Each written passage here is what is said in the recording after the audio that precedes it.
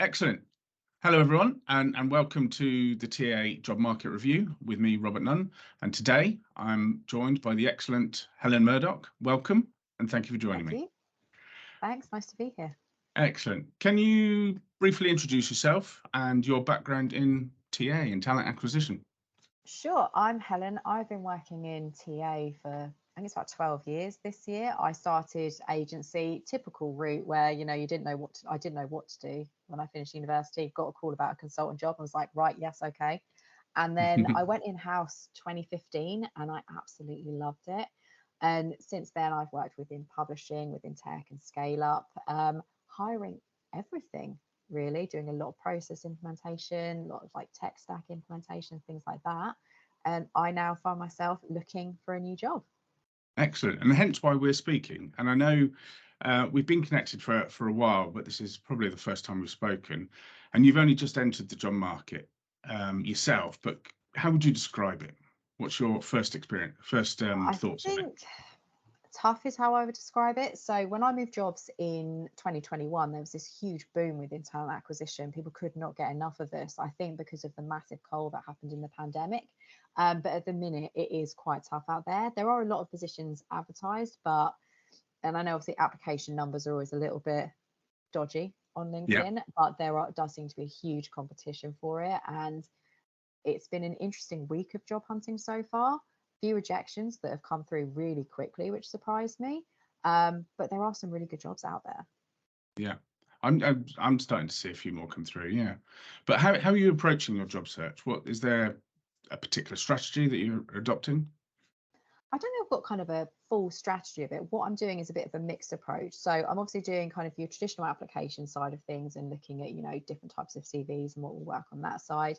I've gone out to my network as well. I know a lot of people within the industry, so kind of making sure I've got those connections ongoing, and really kind of talking to people and doing kind of more of that deep dive within LinkedIn rather than praying someone's going to post a job that I'm perfect for.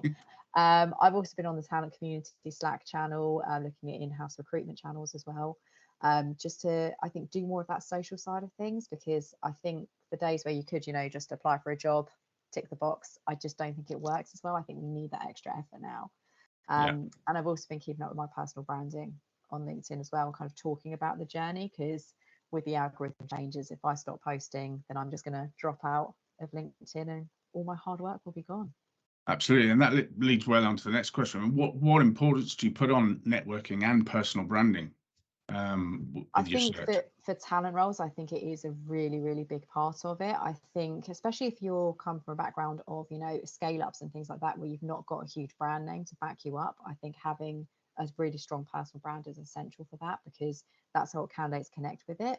Yeah, And then in turn, I've managed to build up a really good following. And so when I announced that my role wasn't happening any longer at Pink News, the love that I got from the community and from the support of all the people around me was a really good ego boost, to excellent. remember that, actually I'm very good at what I do. And I think they're gonna keep supporting me through this. So I think it's absolutely essential to go out to networks and really do your personal branding. Yeah, I think it's important for everyone who is looking, who is on the job market, to realise that they don't just suddenly become rubbish overnight because they've lost their job. They've still done the brilliant work and have that brilliant connections with past employers, past colleagues. But how do you think recruiters can use these periods of unemployment to enhance their skills and knowledge?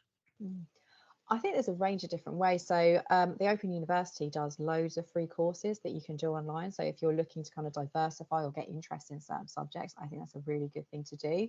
I think it's a good time to get some free trials on some software and play around with a few different things, so you can see like, okay, I've trialed this particular software and it's great for finding these candidates in, I don't know, Australia, for example. So I think that's a really good way to do it. I think it's also a good time to do some self-development as well. I'm reading a book at the minute called Mindset by Dr. Carol Dweck, about kind of like the growth mindset. And so I think there is loads of time to do this, but I think it's balancing these really positive things with knowing that, sometimes the day you're going to feel really bad, and kind of moving forward. But I think as long as you're not kind of just constantly sat in front of the computer, just hitting apply, 100%. and just getting to that point where you don't even remember what it is that you've applied for, or you're just thinking, oh, I think I kind of like it, I'm just going to hit the button. Yeah, no, absolutely. I know you haven't been long in the search, but have there been any rejections or setbacks that have stood out for you for possibly the wrong reasons? I did have one yesterday, which I think it was more of a timing thing. I'd applied for a position, I think, first thing in the morning, and popped out, did a few errands, came back, and within 2 hours was rejected. And I was like, damn, that stung slightly, because I think far some kind of industry experience, I ticked all the boxes. But I remember, if I'm sitting on that side and looking at things, I probably wouldn't do the same, because I never like to reject someone on the same day as application, because I think it's a bit harsh. But it's a busy thing, and if someone is looking through however many hundreds of people are applying, I kind of get it. But that did sting slightly, because I was like, I put effort into that. Exactly. And on the converse of that, is there anything that stood out in any process that you're part of that there's a job well done and should be applauded?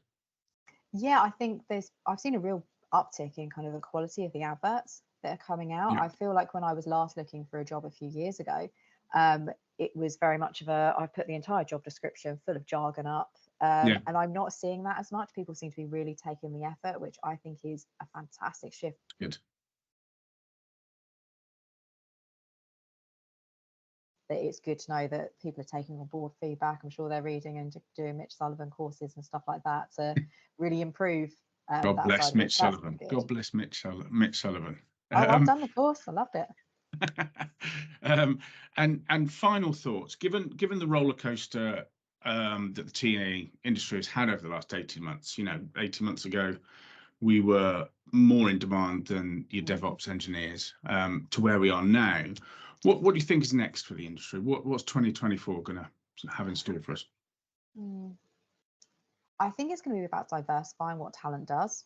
I think talent mapping and talent development is going to come more into the acquisition space rather than the HR space, because I think it lends more naturally to it. So I think that's going to be the big thing. And I think we'll see talent acquisition maybe doing more CIPD qualifications, things like that, to take on that type of role, because I think it will not kind of, recession proof or future proof us, but it will diversify that skill set.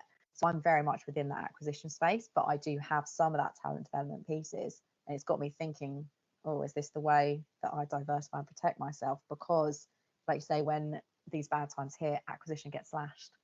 Even though we add so much value in so many different areas.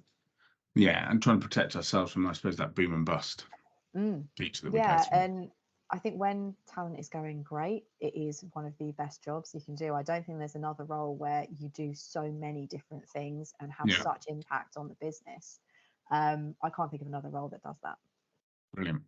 Well, thank you for your time today, Helen. You're actually the first to join the channel here, so thank you very much for doing that. And I wish you all the best for your onward search. Excellent. Thanks very much.